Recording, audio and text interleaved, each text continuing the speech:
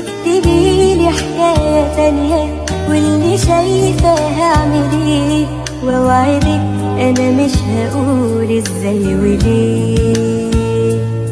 اي عالم اي دنيا هقبل اللي تختاريه، والطريق اللي انت عايزة همشي فيه.